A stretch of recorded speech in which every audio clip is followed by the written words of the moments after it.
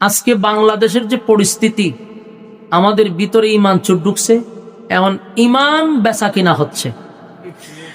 আমি মনে করি সবচেয়ে গুরুত্বপূর্ণ আলোচনাটাই এখন করা দরকার ইমান নিয়ে। ভাই, ইমান হলো একটা অ্যাকাউন্ট। বলুন, ইমান হলো অ্যাকাউন্ট। ব্যাংকে আপনি 1 লাখ টাকা লয়ে গেছেন, গিয়া বলছেন স্যার আমার টাকাটা জমা দেন, তো ব্যাংক ম্যানেজার বলবে যে আপনার অ্যাকাউন্ট নাম্বার দেন। আমরা যদি এখন বলে আমার কোনো অ্যাকাউন্টের নাম্বার নেই, অ্যাকাউন্ট নাই, তাহলে মানে টাকাটা রাখবো কোথায়? বলেন, টাকাটা রাখবো কো? আপনারা সুস্থ কইব না অসুস্থ কইব? পাগল কইব, কথা হয় না। আমি আপনার অ্যাকাউন্ট নাই, তো আপনার টাকা জমা রাখবো কোথায়? আগে অ্যাকাউন্ট করেন, টাকা জমা রাখবেন। তা আপনার যদি ইমানই না থাকে, তা আপনি ওয়াজ মাহফিল বই ওয়াজ না কি করবেন? এটি যাইব কো? যাওয়ার জন্য একটা অ্যাকাউন্ট দরকার, হলো ইমান। নামাজ পড়ছেন, এটি থইবেন কো? আপনার ইমান তো নাই, তো নামাজ দিয়ে কি করবেন? আপনার হজ করতে গেলেন, আপনার ইমান নাই, তো এই হজ যাইব কো? নামাজ যাইব কই? ভালো কাজ যাইব কোথায়? যেন আগে হইল অ্যাকাউন্ট। ইমানটা হলো আমাদের অ্যাকাউন্ট। যদি আপনার অ্যাকাউন্ট ঠিক থাকে, তাহলে নামাজ ডুববে, রোজা ডুববে, ভালো কাজ ডুববে, ইবাদত বন্দেগী ঢুকবে। ইমান নাই, কোথাও গিয়ে জমা হবে না। বুঝতেছেন আমার কথা? বুঝলে হ্যাঁ না দুইটা শব্দ দিয়ে আমার বুঝাইতে হবে। আমরা যদি চুপ থাকেন, তাহলে কথা বলার আগ্রহ নষ্ট হবে। মেহেরবানি করে একটা আওয়াজ দিয়ে বলুন, অ্যাকাউন্ট না থাকলে কি জমা হবে? তাহলে আমার প্রথম অ্যাকাউন্ট থাকতে হবে, এটা ইমান। ইমানের চেয়ে বড় নিয়ামত আল্লাহর জমিন আর কিছু নেই। সবচেয়ে বড় নিয়ামত। আরে ভাই, ইমান যদি আপনার জাররা পরিমাণও থাকে, আর এটা লয়ে যদি কবরও যান, তা আকাম কুকামের জন্য ইচ্ছা মতো আপনারা ফিটাইব, জনমের ফিটানি ফিটাইব। ফিটাইতে ফিটাইতে ফিটার সামরা তুললে আগুন দা ফুরাই আপনারা খাবাব বানাইয়া এরপরে যা করার করব। কিন্তু ওই যে যাররা পরিমাণ লইয়া গেছেন, এক সময় আল্লাহ যারা মারা দিয়া জান্নাতে ঢুকাইব। এখন বুঝেন ইমানের ভাবার কি। এই জন্য ইমান যদি না থাকে, তাহলে জনমের ফিটানি ফিটাইব, এটা জনম জনম জনম যুগের পর যুগ, আর কোনোদিন জান্নাতের গ্রাণও পাবেন না। তাহলে ভাই, আমাদের ইমানটা বড় দরকার না? আমরা বাংলাদেশের বর্তমানে যে হালত, আমরা সকালে ঘর থেকে বাইরে ইমান লইয়া, বিকালে ঘরে ফিরি বেইমান হইয়া, আমরা জানি না। আর আমাদের ইমান এতটা দুর্বল, আমরা 5 টাকার রং চা খাওয়াই আমরা ইমান বিক্রি করা না, মানে ইমান বিক্রি 5 টাকার রং চা কাছে। অথচ ইমান সবচেয়ে বড় নিয়ামত। এখন আসুন, আমি যে আয়াত পড়ছি, এই আয়াতে আল্লাহ 2টা শর্ত দিছে। বলুন, শর্ত কয়টা? 2টা শর্ত দিয়া আল্লাহ একটা সুসংবাদ শুনাইছে। যদি মনোযোগ দিয়া শেষ পর্যন্ত আলোচনা শুনেন, তাহলে একটা বিষয় নিয়ে বাড়িতে যেতে পারবেন, তবে মনোযোগ লাগবে। 2টা শর্তের বিনিময়ে একটা সুসংবাদ। তাহলে শর্তটা কি আর সুসংবাদটা কি? আসুন আমরা আগে সুসংবাদটা শুনি, তাহলে শর্তের প্রতি আগ্রহ তৈরি হবে। সুসংবাদটা হলো, কানাত লাহুম জান্নাতুল ফিরদাউসি নুজুলা। আল্লাহ বলেন, 8টা জান্নাতের মধ্যে সবচেয়ে ভিআইপি যে জান্নাত, এটার নাম হলো জান্নাতুল ফিরদাউস। সবচেয়ে ভিআইপি জান্নাত। এই জান্নাতে যে কেউ ঢুকতে পারবে না। মুরব্বী চাচা চাচা চাচা, আল্লাহর দোয়াই চাচা কথা কই না, এই জান্নাত যে কোনো মানুষ চাইলে ঢুকতে পারবে না। এটা একটা ভিআইপি জান্নাত। আর আল্লাহ এই জান্নাতের কথাই বলছে যে জান্নাতুল ফিরদাউসের মেহমান বানাবো। আমরা মেহমান বানাইব, আল্লাহ নিজে হবে মেজবান, আমরা হব মেহমান। যখন আপনারা এখানে আমি আইসি, আমি মেহমান, আমারে খাওয়াইলেন দাওয়াইলেন যা করলেন, এটা আপনারা মেজবান হিসেবে মেহমানরা করছেন। ঠিক আল্লাহ আমরা জান্নাতের ভিতরে নিয়ে মেহমানদারি করাবে, আল্লাহ মেজবান হইয়া। সুবহানাল্লাহ। তবে 2টা শর্তের বিনিময়ে। বলুন, জান্নাতে আপনারা খাওয়াইব কি বিনা শর্তে, না শর্ত আছে? শর্ত। আর জান্নাত পাওয়ার জন্য শর্ত অবশ্যই আছে। দুনিয়া পাওয়ার জন্য কোনো শর্ত নাই। দুনিয়া পাওয়ার জন্য কোনো শর্ত নাই। কে কইছে শর্ত আছে? যদি শর্ত থাকতো, তাহলে ডোনাল্ড ট্রাম্পরে আল্লাহ দুনিয়া দিত না। কথা হয় না? শর্ত যদি দুনিয়া পাওয়ার জন্য থাকতো, তাহলে নাস্তিকরে দুনিয়া দিত না। আল্লাহ বলেন, দুনিয়া আমি আল্লাহ মানলেও দেই, আল্লাহরে না মানলেও দুনিয়া দেই। দুনিয়ার জন্য কোনো শর্ত নাই। যারে মনে চায় আল্লাহ তারে দুনিয়া দেয়, আল্লাহ মানলেও দেয়, না মানলেও দেয়। কিন্তু পরকালের জন্য বিনা শর্তে পরকাল দিবে না, অবশ্যই শর্ত আছে। কথা বুঝতেছেন ভাই? শর্ত লাগবে।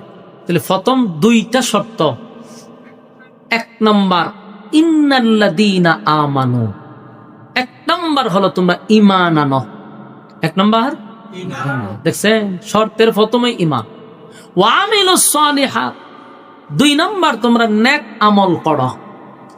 ঈমান এবং নেক আমল, বলুন ঈমান নেক আমল।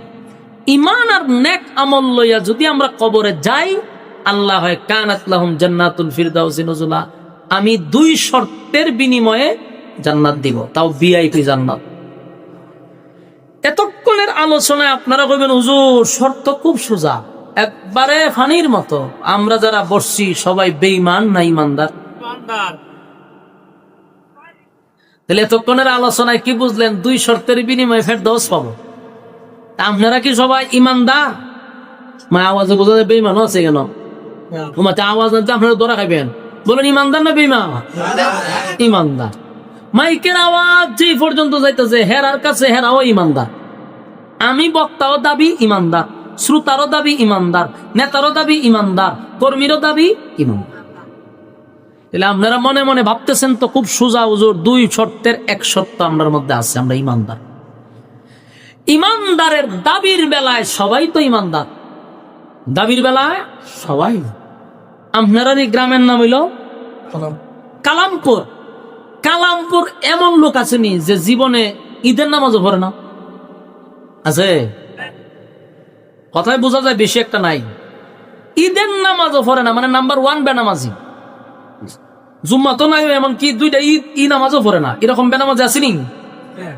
এরকম কট্টুর একজন বেনামাজিরা আপনি জিজ্ঞাসা করেন যে ভাই সাহেব আপনি তো একটা বেনামাজি, আপনার ঈমান আসেনি? বুক তাফা দিয়া বলবো আমার ঈমান শক্ত আছে। কথা কন। আমি নিজে একজনকে জিজ্ঞাসলাম, এটা গাঞ্জা খায়, মুজ দেখি হলুদ হয়ে গেছে, এমন লম্বা মুজ হলুদ হয়ে গেছে, মুছে এটা দুয়ায় হলুদ হয়ে গেছে, চুলে মুলে এটা একটা অবস্থা।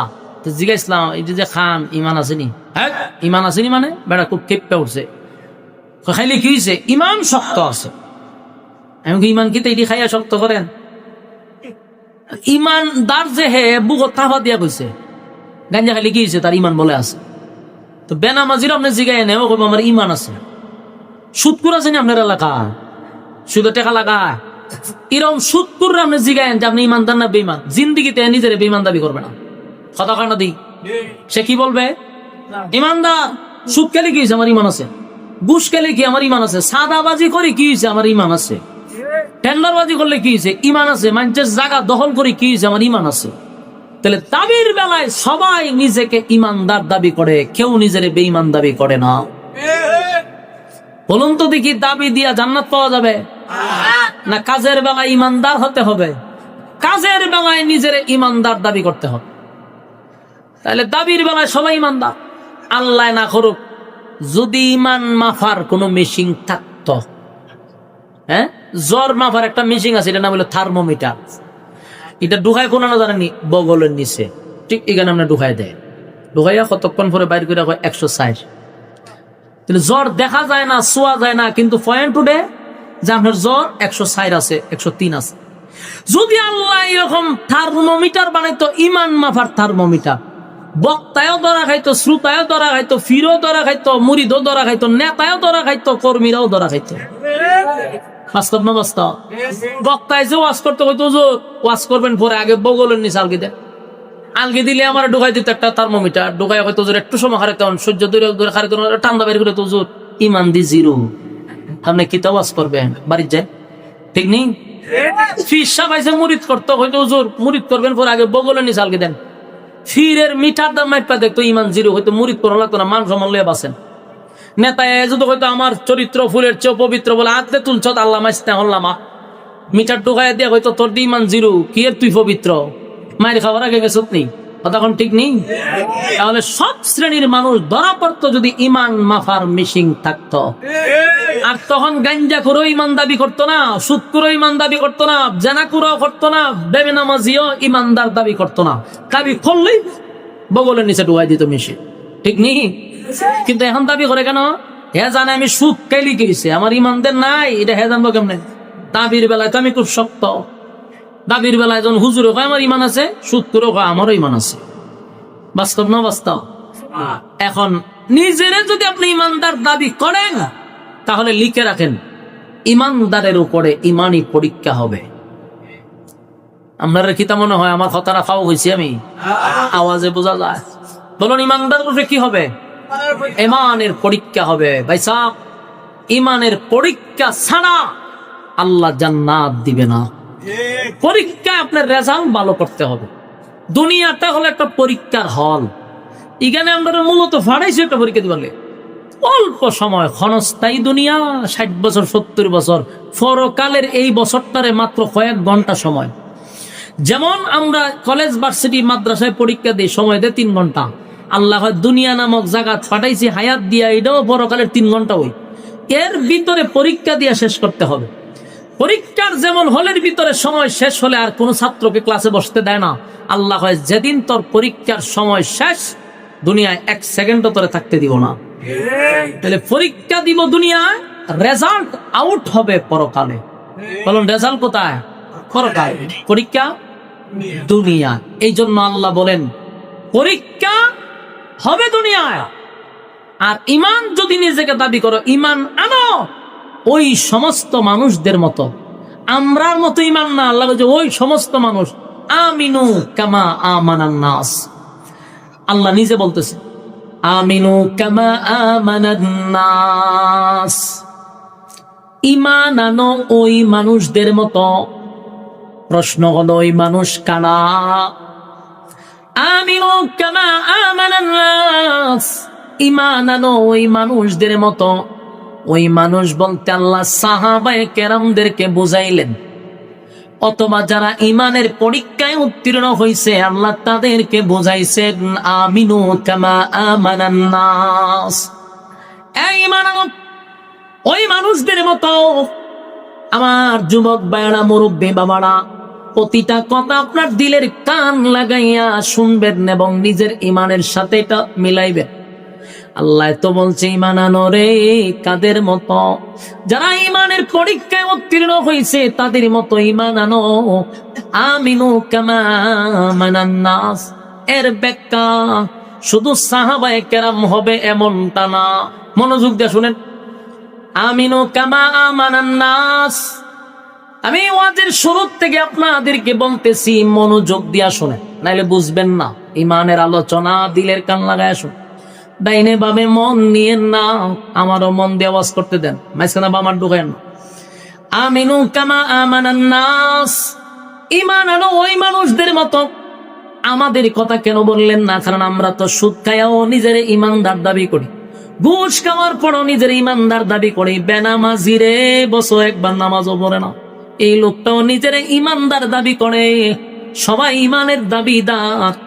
এজন্য আল্লাহ বলেন আমিনু কামা আমানান নাস, ওই মানুষদের মতো ঈমান আনো রে। তারা সাহাবায়ে কেরামদেরকে আল্লাহ বুঝাইতে পারে। আল্লাহ আব্দুল্লাহ বিন তামের কে বুঝাইতে পারে, উনিও ঈমানের পরীক্ষা দিছে। ফেরাউনের বউ আসিয়াও হতে পারে, কারণ আসিয়াও ঈমানের পরীক্ষা দিছে। ফেরাউনের দাসী কাজের মহিলাও হতে পারে, সেও ঈমানের পরীক্ষায় উত্তীর্ণ হয়েছে। আমিনু কামা আমানান নাস, ঈমানদারের উপরে ঈমানই পরীক্ষা হবে। তুমি ঈমানের পরীক্ষায় যদি পাস করতে পারো, ওয়াদা দিলাম কানাত লাহুম জান্নাতুল ফিরদাউসি নুজুলা, ওয়াদা দিলাম আমি জান্নাতুল ফিরদাউস তোমাদেরকে দান করব। তাহলে শর্ত হলো দুইটা, ঈমান আর নেক আমল। এবার ঈমান আমাদের দাবি অনুযায়ী ঈমান না, কারণ আমরা যে তালের ঈমান সকালে আছে বিকালে নাই। আমাদের ঈমান দেওয়া হবে না, দাবির বেলা ঈমানদার হলে হবে না। সাহাবায়ে কেরামদের উপরে ইমানি পরীক্ষা হইছে।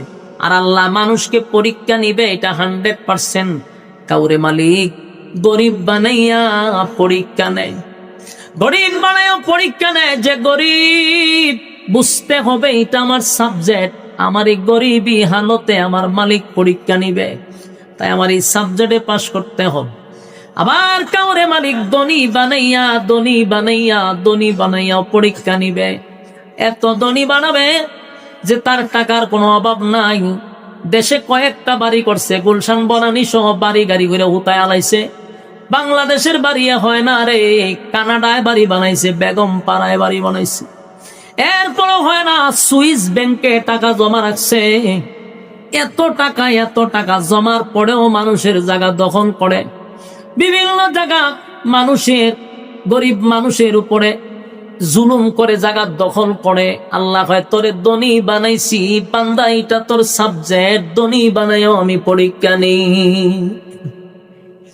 আল্লাহ বলেন কাউরে আমি মুসিবত দিয়া পরীক্ষা নেই। বড় বড় মুসিবত আসবে, বড় বড় মুসিবত আসবে, মুসিবত দিয়াও আমি আল্লাহ পরীক্ষা নেই। আবার কাউরে আল্লাহ অসুস্থ বানাইয়া পরীক্ষা নেয়। এক একজনের সাবজেক্ট এক এক রকম হতে পারে, কথা কোন ঠিক নেই। গরিব বানাই আল্লাহ পরীক্ষা নেয়, তুমি গরিবী হালতে কতটুক আমার মালিকের উপরে সন্তুষ্ট। আমার মালিক যে তোমারে যেই হালতে রাখছে সেই হালতের উপরে তুমি কতটুক খুশি।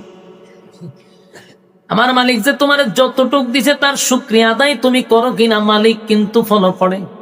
আল্লাহ কয় বান্দা আমি সব দেখি।